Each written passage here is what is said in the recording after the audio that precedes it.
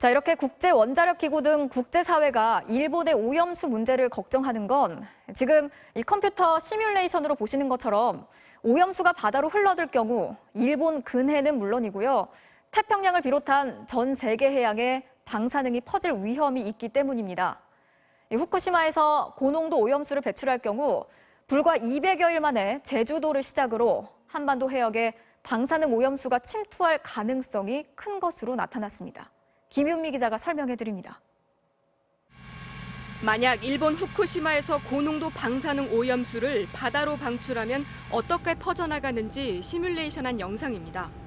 봄철의 경우 방사능 오염수가 편서풍과 해류를 따라 태평양 동쪽으로 빠르게 확산되는데 그중 일부가 일본 열도 남쪽을 거쳐 한반도로 다가옵니다. 방사능 오염수는 방출 후 220여일 무렵 제주도를 거쳐 한 달 뒤에는 동해로 급속히 퍼져나갑니다. 400여일 뒤에는 서해까지 파고드는 것으로 예측됐습니다.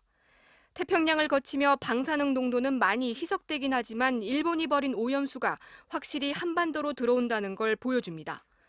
이 같은 시뮬레이션 예측 결과는 최근 후쿠시마대를 비롯한 일본 연구진이 발표한 동해 방사능 조사에서도 확인됐습니다. 일본 연구진은 후쿠시마 사고로 배출된 고농도 오염수가 태평양을 거쳐 동해로 유입돼 사고 이전 1.5 베크렐이던 동해 방사능 수치가 4년 뒤 3.4 베크렐로 2배나 급증했다고 보고했습니다. 2배가 올라갔다면은 상당한 양이란 말이죠. 보통 1 내지 1.5를 넘지 않거든요. 이 같은 바닷물의 방사능 수치는 그 자체로 인체에 위협적이진 않지만 해양 생물에 축적될 경우가 문제입니다.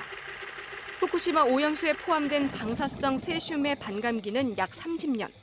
전문가들은 오염된 방사능 물질이 해조류와 플랑크톤, 물고기 등 먹이 사슬을 따라 최종 포식자인 인체에 유입될 가능성을 배제할 수 없다고 말합니다. 세슘은 체내에서 중금속처럼 축적되는 경향이 있기 때문에 먹이사슬 상위 단계로 갈수록 고농도에 노출되게 됩니다. 이런 위험성 때문에 국제사회는 유엔 해양 협약 등을 통해 방사성 물질의 해양 방류를 막고 있습니다.